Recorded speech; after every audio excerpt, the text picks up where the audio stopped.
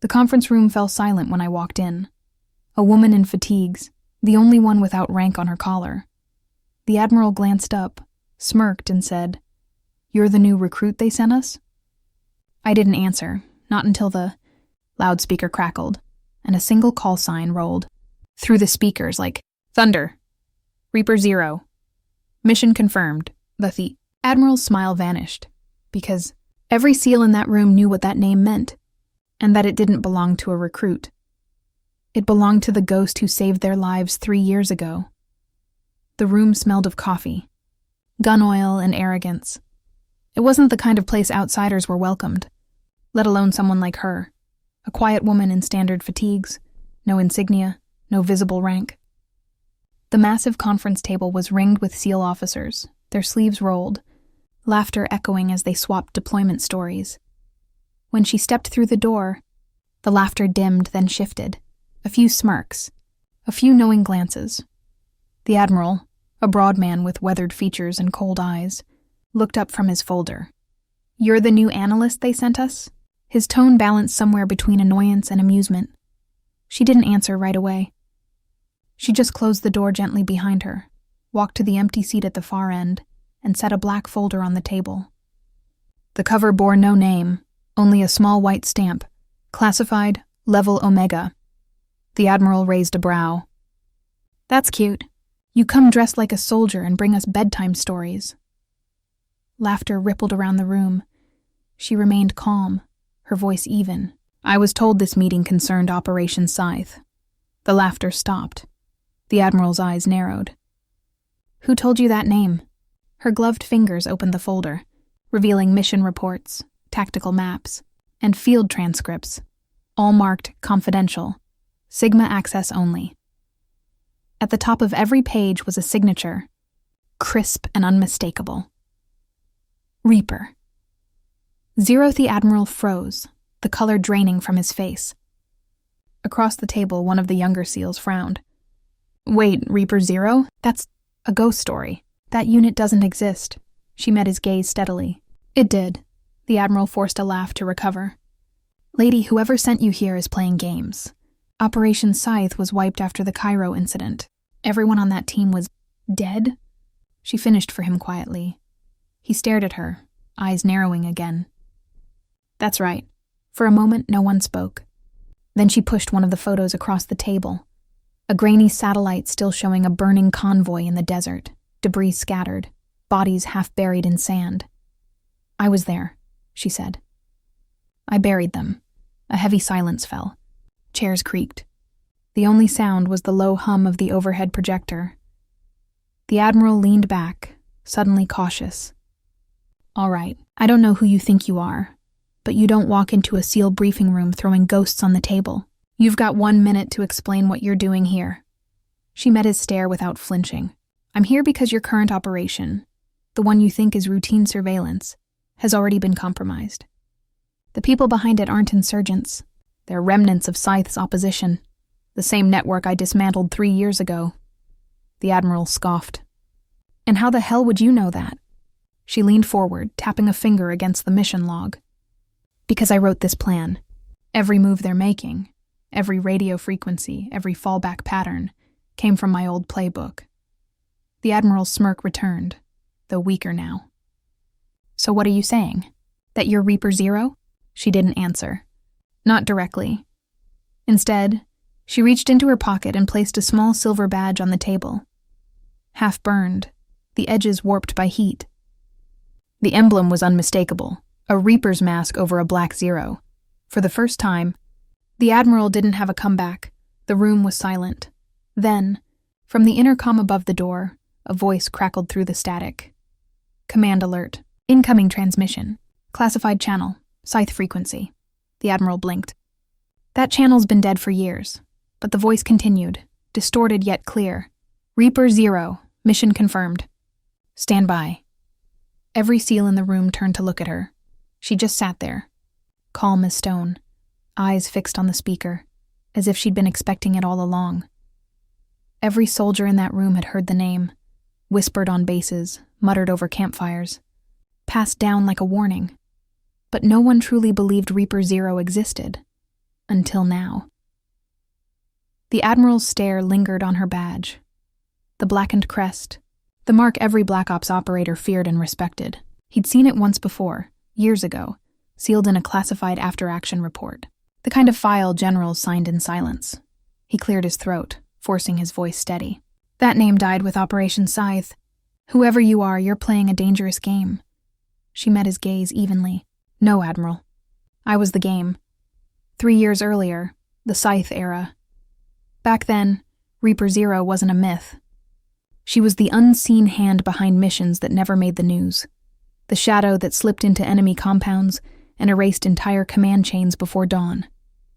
Her unit didn't exist on paper. No patches, no ranks, no funerals.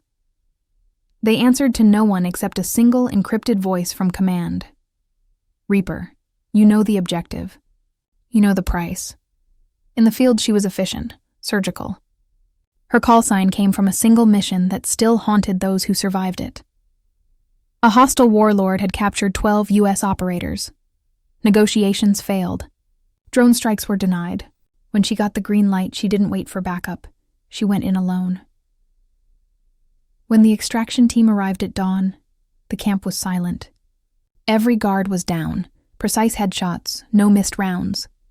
Inside the warlord's tent, they found him seated upright, weapon across his lap, a single bullet hole between his eyes.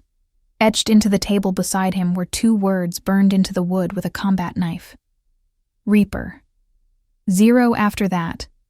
The name spread like wildfire, from Kabul to Fallujah, whispered among SEALs, Delta, and even Rangers. If Reaper Zero was in your AO, you knew 2 things. The mission was already halfway done. You were either about to be saved or erased. But then came Cairo, the last operation, a covert strike to dismantle a rogue intel broker who had leaked classified NATO positions. Everything went to hell. The extraction bird was hit, the compound exploded, and her signal vanished mid-transmission. Command declared all of Scythe KIA Reaper Zero gone. Her file was sealed under non-recoverable assets. A few whispered she had gone rogue. Others believed she was captured. But one rumor never died, that she'd been betrayed from within. Back in the briefing room, the Admiral exhaled, rubbing a hand down his face. You expect us to believe you survived that? She tilted her head slightly. You don't have to believe me. Just understand what's coming. The younger SEAL from before, Morales, frowned. If Reaper Zero's real, why show yourself now? Her eyes softened just for a moment. Because someone's using my missions, my tactics, against you. And if they're back, it means they've rebuilt Scythe's opposition from the inside. Morales exchanged a look with the Admiral.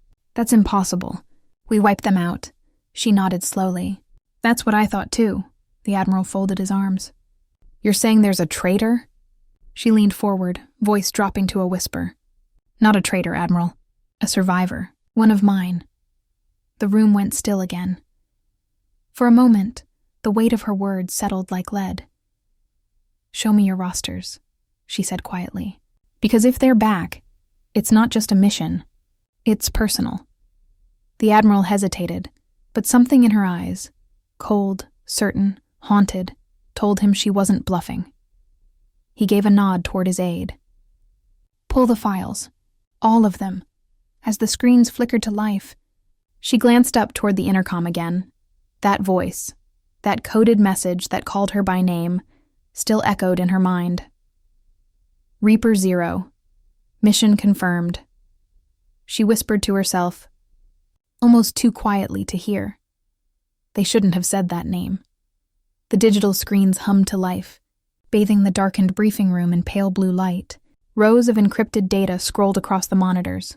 Names, call signs, timestamps, classified logs from operations long buried. Every SEAL in the room leaned forward. Even the Admiral looked uneasy.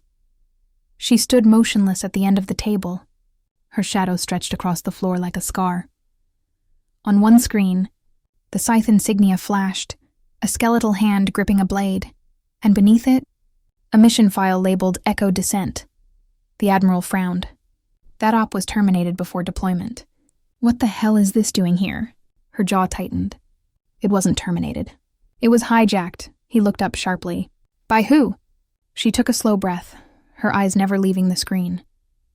By one of mine. His name was Keller, call sign Spectre 1. He was second in command before Cairo. Morales frowned. You're saying he survived too? Yes, she said. And now he's leading what's left of the opposition, using my own tactics against you. The Admiral slammed a hand on the table. Then why come here? Why not go through command? She turned toward him, voice calm but edged with iron. Because command buried me. The same people who buried Scythe are pretending this isn't happening.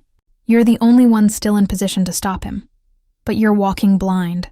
The Admiral glared, his pride fighting his reason. You expect me to hand control of my base over to a ghost? Her gaze didn't waver. No, I expect you to listen before we all become ghosts. The room fell silent again, until the lights flickered. Then came the static. A shrill, high-pitched hiss burst from the intercom, followed by a distorted male voice. Reaper 0. You always were predictable. Everyone froze. The sound wasn't local. It was coming through a secure military frequency. The Admiral barked, "Trace that transmission." The comms tech worked frantically, fingers flying over the keyboard. Sir, it's bouncing across multiple relays. Looks like it's coming from... He stopped, eyes wide. Our own satellite array. The voice returned, low and taunting. You should have stayed buried, Reaper. You taught me everything. Now I'll finish what you started. Her eyes narrowed. Keller, you remember, the voice sneered. Good. Then you know this isn't a warning. It's the end. The connection cut. An alarm blared instantly. The base security lights flashing red. Perimeter breach, shouted a soldier by the door. We've got drones inbound, 6 signatures. The Admiral barked orders, his old authority snapping back into place. Seal the compound! Activate air defense! But she was already moving. She grabbed the radio headset, switching channels manually, typing a code sequence faster than anyone could follow. Morales watched her, stunned. How do you know those codes? She didn't look up. Because I wrote them.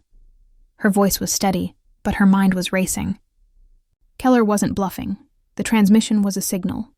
He'd activated one of their old failsafe systems, something Scythe had designed for self-erasure.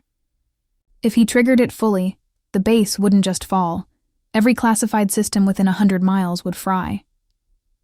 She pressed the headset tighter. Comms, reroute through auxiliary grid. I'm overriding the defense lockout. Ma'am, that's impossible. Do it, she snapped. The Admiral hesitated for a split second, then nodded. Give her clearance.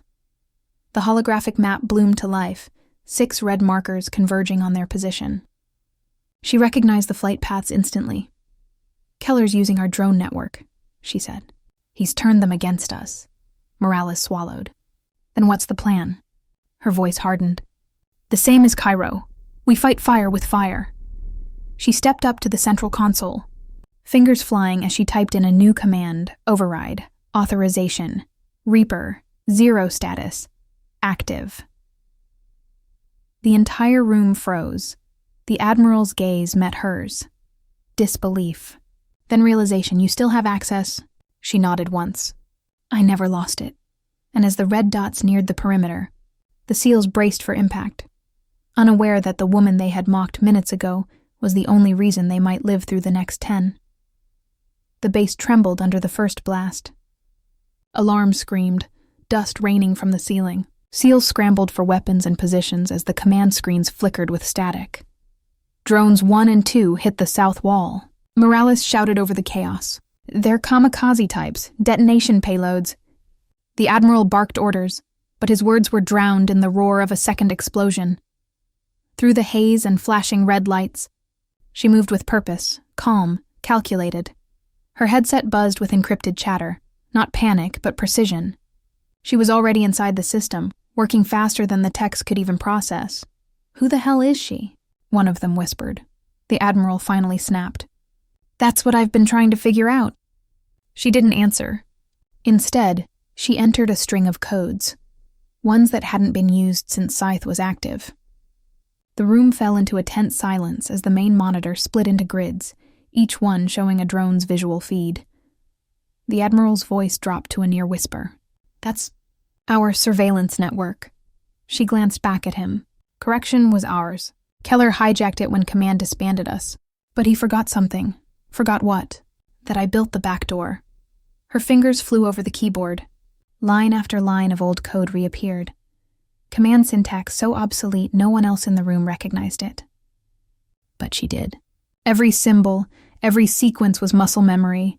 She locked onto the incoming drones, each glowing red on the radar. "They're using adaptive targeting, heat signatures. They're not after the base. They're after me." Morales looked at her sharply. "Then we move you underground." She shook her head. "No. If they don't see me, they'll hit civilians trying to draw me out. I need to redirect them." The Admiral stepped forward. "That's suicide." Her voice was steady, cold. "That's the job." Outside, the desert howled, smoke and wind tearing across the perimeter. The surviving guards held their rifles ready as she strode through the compound's gate, helmet on, comms line open. The night sky flickered with fire trails, the drones circling like vultures. "Ghost 1 to command," she said. "Activate decoy protocol Delta 3. "Delta 3? That's a decommissioned maneuver," Morales protested over the radio. "Not anymore," she said. The Admiral's voice cut through. "Reaper, what's your intent?" To remind Keller why he used to follow orders. Then she stepped into the open desert. Through the visor feed, the base watched as she planted her feet in the sand. One lone figure against the burning skyline. Her heartbeat synced with the beeps of the radar. 6 drones, 6 targets. Keller's voice crackled through the comms again, smooth and venomous. "You always love theatrics, standing out in the open, waiting for the sky to fall." She smiled faintly beneath the visor. "Still can't make a move without me telling you how, huh?" He laughed. "You're outnumbered, outgunned, out of time." Her fingers tapped the side of her gauntlet. "You forgot outsmarted." Suddenly, the radar signatures split. The drone's cameras glitched, showing false targets across the field. Her code had injected ghost heat signatures, decoys that scattered across the horizon. Targets multiplying. What the hell is this? Keller's voice snapped through static. She whispered, "Your own tech turned against you." Seconds later, the first drone swerved, chasing a false signal into the sand dunes. Then another, and another. Within minutes, all 6 detonated harmlessly miles away. The base fell silent, except for the faint crackle of the radio. Morales exhaled. Holy hell. She just saved the entire compound. The Admiral stared at the feed, awe replacing arrogance. She didn't just save us. She reclaimed the network. She turned back toward the base, dust swirling around her. The fires reflected off her visor like burning eyes. "Admiral," she said through comms. "Lock down all Scythe protocols. Keller just declared war, and he's using our playbook." The Admiral's voice trembled slightly. "Reaper, who are you really?" She paused, her voice low. "Once I was your weapon. Now I'm your only warning." By dawn, the desert base was a fortress again, but everyone knew the calm wouldn't last. The hangars buzzed with activity as SEALs refueled vehicles, patched comms lines, and loaded ammo crates. Inside the command tent, a holographic map shimmered across the table, showing a cluster of red signals deep in the mountains, 30 miles north. The Admiral leaned forward, brow furrowed. "That's Keller's last known grid. Underground bunkers, jamming towers, encrypted relays, the works," Morales said grimly. "We storm that place head-on. We'll lose half the strike team before we hit the door." The Admiral turned to her. "Reaper, you built the Scythe playbook. What's his next move?" She studied the data for a moment, then traced a line across the map with her finger. "He's using decoy heat zones to mask his drone relays." "But look here." She zoomed in on a narrow valley, dark and unmarked. "And there's a power bleed coming from an old data conduit. That's his real command core." Morales frowned. "That area's a death trap. No air support, no satellite visibility." "Exactly," she said, "which means he thinks no one will go there." The Admiral's jaw tightened. "And you're suggesting we do?" She met his eyes. "Not we, me." A sharp silence cut through the room. Morales slammed a hand on the table. No chance. You step out there alone, you won't make it a mile. She smirked slightly. You said that last time. The Admiral leaned back, measuring her with a mix of irritation and awe. You're not Scythe anymore, Reaper. You don't have clearance for a solo op. Her voice was low, calm, certain. Then don't make it official. By dusk, she was already moving through the desert. Her pack was light. Encrypted comms link, signal disruptor, a sidearm, and a single EMP charge the size of her palm. The mission wasn't about fighting. It was about ending Keller's reach, cutting off the brain before the body could strike. As night fell, static filled her comms. Reaper, this is command. Morales' voice came through faintly. We've got you on a partial trace. You're closing on the canyon. Copy, she whispered. Keep the channel open, but stay dark. If he pings my signal, we're both ghosts. Her boots sank into soft sand as she moved through the ravine, moonlight glinting off the walls. Every sound felt amplified. Her breath, her heartbeat, the faint hum of distant machinery. She reached the mouth of a cave half buried by rock and debris. The thermal scanner blinked alive, faint heat signatures pulsing deep inside. Guards, drones, the nest. She crouched low, fingers brushing the detonator clipped to her belt. Reaper, Morales whispered through static. You sure you want to do this? Her eyes narrowed. He used my code to kill our own. I'm ending this. She slipped into the tunnel. Inside, the air was metallic and thick with heat. Generators thrummed. Screens flickered in the darkness, showing live feeds from enemy recon drones. And there he was, Keller, standing before the central console, headset on, smirking when he saw her silhouette in the doorway. You really can't stay dead. Can you? He said. She stepped closer, weapon raised. You stole my work. Used it on my people. Correction, he said smoothly. I perfected it. She tossed the EMP charge into the air and caught it. Funny. Let's see if it still listens to me. Before he could react, she slammed the trigger. A pulse of blue light exploded outward, blinding, silent, absolute. The entire bunker went dark. Screens cracked, circuits fried, and every drone on the radar above vanished from command. Keller stumbled back, disoriented. You shut down everything. She holstered her weapon, stepping closer until she was inches from him. That's the point, the ceiling groaned. The whole chamber began to shake. Her charge had destabilized the power core. Through the smoke, she whispered. Scythe ends here. Then she turned and ran. Outside, the mountain erupted in a wave of fire and dust that lit up the night sky. The shockwave rolled across the desert like thunder. Back at the base, the Admiral stared at the feed. Blank screens, static, then silence. Reaper, do you copy? Morales repeated over and over. Nothing. For a long moment, no one moved. Then the Admiral straightened. All teams, prepare medevac and retrieval. We're bringing her home. Hours passed. The desert was quiet again, too quiet. The mountain still smoked in the distance. Its peak split open like the scar of a wound finally cauterized. The comms were dead, and every radar sweep came back empty. In the command tent, the Admiral stood motionless before the screen, helmet under his arm. Morales paced behind him, glancing at the static feed for the 100th time. No signal. No thermal trace. Nothing, he muttered. She's gone. The Admiral didn't respond. His eyes were fixed on the map, on the place where Reaper's signal had disappeared. Finally, he said quietly, she's done the one thing no one else could. Ended Keller's network. But she's not gone, Morales turned sharply. With all due respect, sir, the Admiral cut him off. You don't understand her kind of silence. When Scythe went dark years ago, she didn't die. She adapted. She survived. He snapped his radio to life. All teams, listen up. Search radius 10 clicks from target site. We find her. Alive. The rescue convoy rolled out at dawn, engines rumbling through the dunes, headlights cutting through a sandstorm. They reached the blast zone hours later. The mountain base was nothing but molten steel and ash. The air shimmered with heat. Drones lay scattered in smoking pieces, their wings twisted and burned. Then, from under a half-buried slab of rock, A faint signal pulsed. One single, blinking dot on Morales' scanner. Wait, sir. We've got something. They rushed toward it, digging with bare hands and shovels until the sand gave way. There she was, half covered in dust, her armor scorched, visor cracked, but she was breathing. Medic, Morales shouted. She's alive! They lifted her carefully, and as the medics worked, her hand weakly reached out, grabbing the Admiral's sleeve.